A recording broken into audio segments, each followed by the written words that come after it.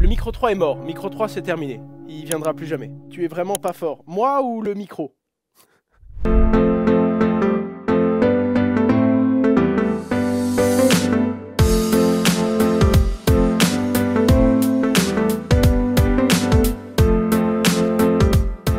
La soirée blanche à Épernay, je sais pas si ça vous parle, pour le 14 juillet.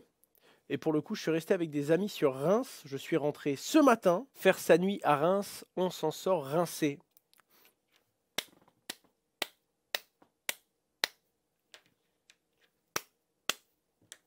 Salut Asher, tu peux nous dire comment une société peut acheter de la crypto via un exchange centralisé? En fait, tu dois créer ton compte sur la plateforme et tu vas devoir faire ce que l'on appelle un KYB, Know Your Businesses. Tu vas pouvoir acheter. En tout cas, c'est ce qui se passe par exemple si une société veut acheter de la crypto-monnaie en passant par Meria ou en passant par Descoin. Elle doit d'abord créer son compte, expliquer que c'est une entreprise et pas un particulier. Donc ça c'est dans le formulaire d'inscription. Et ensuite, on va te demander de valider en fournissant des documents légaux à l'entreprise. Es-tu positif? Es-tu positif pour le ETF BTC de BlackRock? Je suis plus positif négatif. Je suis pas sûr de comprendre la question Schumann, mais j'en ai aucune idée. Franchement, je sais pas. Je pense que si l'ETF passe, ça va faire beaucoup de bien d'un point de vue liquidité sur le marché. Mais ce que je pense, c'est qu'ils utilisent que Coinbase aujourd'hui. Et Coinbase peut être un petit peu fragile. Et ça peut être une raison de refus, de dire aux géants de la finance traditionnelle, Coinbase n'est pas assez gros à lui seul pour pouvoir finalement assumer les besoins de liquidité de 4 ou 5 géants de Wall Street si jamais l'ETF passe, quoi. Alors écoute, j'ai fait une vidéo intégrale dessus qui t'explique pourquoi passer par des ETF et pourquoi ça donnerait beaucoup de liquidité, mais pour faire simple, quand tu es une institution financière ou une banque, c'est beaucoup plus facile légalement, c'est beaucoup mieux au niveau des frais, c'est beaucoup mieux au niveau de ta comptabilité, et pour la finance traditionnelle, les ETF, c'est beaucoup plus pratique que d'acheter et de devoir faire toi-même la custodie et donc la sécurisation de tes propres crypto-monnaies. Salut Owen, tu penses P-A-N-S-E. Ça c'est propre mon pote. Ça, celle-là, elle est pas mal. Tu penses que le Bitcoin va retrouver un jour les 20 000 $?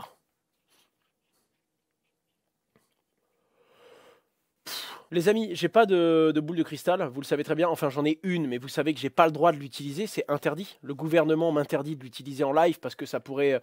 par exemple, j'ai la date de la fin du monde. Vous vous doutez bien que je créerais sans aucun doute un mouvement de panique si je vous donnais ce genre d'informations. Donc, je me dois de rester vigilant quand je distribue ces informations-là. Pareil, les Illuminati m'ont interdit de communiquer ce genre de choses pour des raisons évidentes de panique publique, etc., etc. Donc, pareil, les chiffres du loto, le classement du Paris Saint-Germain l'année prochaine, c'est des choses que je ne peux pas vous communiquer. Je ne peux pas vous dire si Bitcoin va retourner aux 20 000 $. Maintenant, statistiquement, d'accord, sans avoir vu l'avenir, d'accord, donc je me mets dans une condition où je ne sais pas si Bitcoin va revenir à 20 000 $. Honnêtement, c'est pas possible de le prédire. Tu sors quand ta vidéo sur les layers? J'aimerais la sortir d'ici, je pense, la fin de l'été. Ouais, j'aimerais beaucoup la sortir avant la rentrée.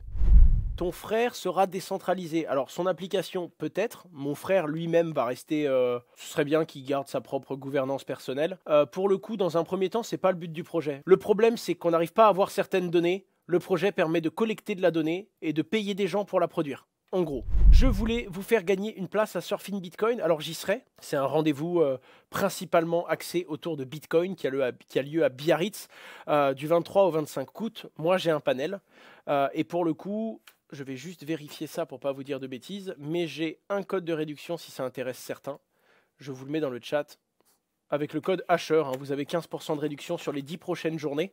Donc si vous regardez cette vidéo sur YouTube, c'est jusqu'au 26 juillet. Est-ce qu'on te verra au Pix 2?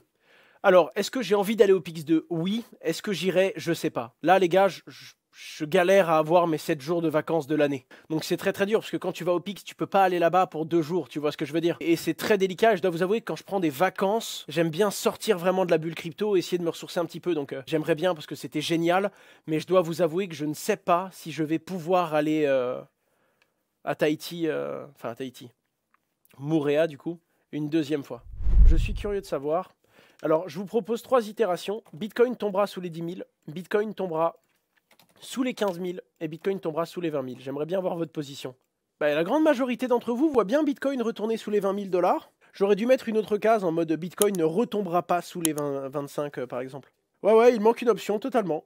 Bitcoin ne tombera pas. Non mais écoutez, c'est un vote que pour les pessimistes. Si vous pensez que Bitcoin ne tombera pas, vous votez pas. Vous votez que si vous pensez qu'il va se péter la gueule. De toute façon, je vois l'avenir, donc... La réalité, c'est que... Je fais ce sondage-là pour que ceux qui sont pessimistes soient contents, mais la réalité, on la connaît tous. Hein. Conseil pour un débutant qui vient de mettre les pieds dans la crypto-monnaie depuis 3 jours. Est-ce préférable de commencer avec un seul exchange ou d'en avoir plusieurs? Quand tu commences, un seul exchange suffit. Par contre, quand tu as ta crypto-monnaie, il faut la retirer sur une ledger ou sur un cold wallet.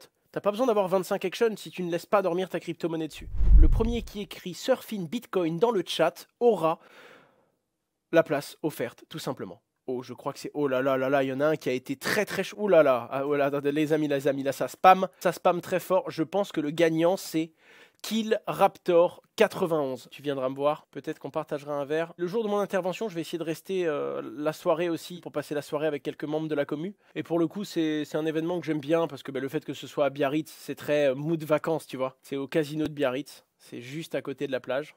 Et généralement, c'est un mood vraiment détente. Il y a encore des places.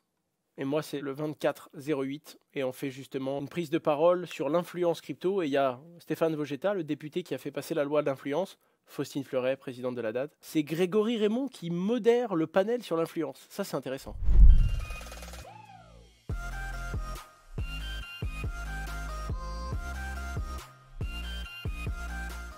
On se retrouve donc pour l'actualité blockchain écrit.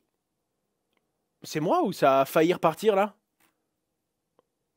J'ai cru que le truc, il était à 2 doigts de repartir. Ouais, un petit mot sur Atom, si vous voulez, les amis. Atom, c'est un protocole qui s'est lancé aujourd'hui, qui a déjà réussi à réunir plus de 60 millions. Pour faire très très simple, c'est l'équivalent d'un AAV, mais sur la blockchain Multiversix. Et pour le coup, vous pouvez également staker vos tokens à travers cette plateforme, sur le validateur Meria notamment. Et une fois que vos tokens sont stakés, vous avez un liquid token, un peu comme un ST Ether de Lido, mais cette fois-ci sur le token EGLD. Vous pouvez faire premièrement du liquid staking et ensuite du lending. J'aime bien, la plateforme est bien faite, alors c'est tout nouveau. Hein. Il y a des très gros intérêts, c'est normal, c'est parce qu'il y a des bonus, hein, d'accord? C'est-à-dire que plus il y a des gens qui vont déposer de l'argent sur la plateforme, moins ces bonus seront gros. C'est pour incentiver et pour donner envie aux gens de déléguer au début. En attendant, le staking simple, c'est l'IPY normal. Le staking de liquid token, vous avez un bonus en plus, quoi, naturellement. Donc ça permet d'aller générer 5% de rendement en plus. L'intérêt de stack, l'Ether via Meria et non Lido. C'est différent, chez Meria, la custodie est centralisée. Lido, tu peux entre guillemets la garder, tu fais confiance à un protocole. L'infrastructure, Meria est en France. Lido, elle n'est pas en France, elle est chez Amazon, je crois. En fait, ça va dépendre des stacking providers. Mais nous, si tu stakes par Meria, ton serveur informatique sera en France. Bientôt, on aura une nouvelle solution. On est en train d'essayer de développer avec Meria une solution où vous gardez vous-même vos Ethers sur votre clé, vous signez juste la transaction et on vous montre votre validateur. Et on vous demande de payer un abonnement tous les mois, mais vous gardez vos Ethers sur votre clé. Vous n'avez même pas à les déposer sur Meria. Donc semaine prochaine avec mon frangin, d'ailleurs on va parler un petit peu de lui, on va parler de son histoire, de l'entrepreneuriat. On parlera un petit peu plus du projet Tada, le projet de l'entreprise Vivoca, entreprise que mon frère a fondée il y a de ça plus de 7 ans maintenant, et qui règle un problème purement technique de collecte de données. Et je vous rappelle, du coup, pour ceux qui veulent, avec le code Hasher, pour Surfing Bitcoin, si vous voulez qu'on se prenne une bière là-haut et qu'on se croise, n'oubliez pas d'utiliser les 15% de réduction. C'était Hasher.